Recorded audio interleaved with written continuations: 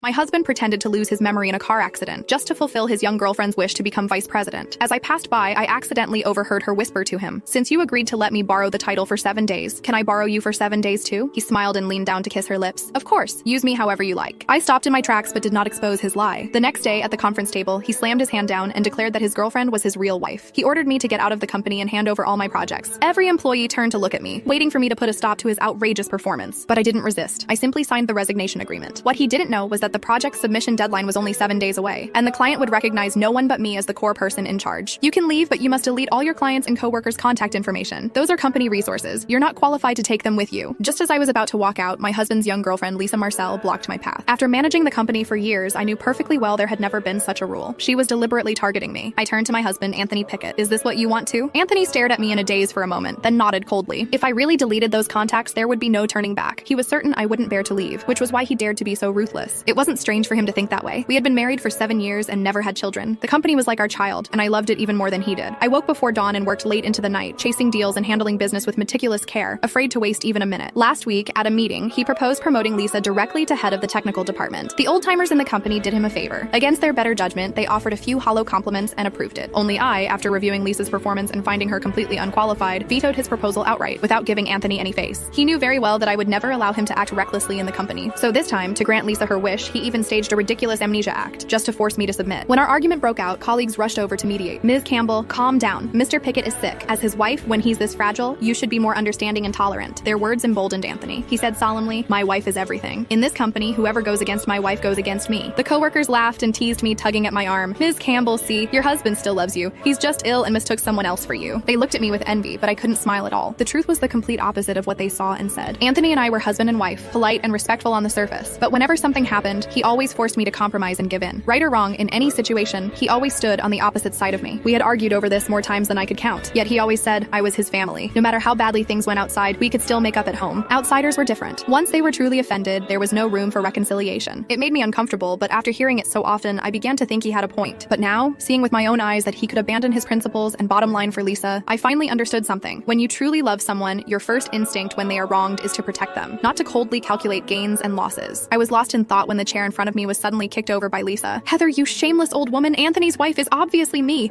If you dare spout nonsense again, I'll rip your mouth apart." She pointed at me and screamed as if I were the one destroying someone else's family. Anthony watched the whole scene without saying a word. He simply stood behind Lisa, silently backing her up. I smiled. "Fine, I'll delete them." As soon as I spoke, I took out my phone and posted on my social feed that I had resigned. Then I raised my hand to log out of my work account. Seeing that I was serious, Anthony suddenly panicked and rushed to stop me.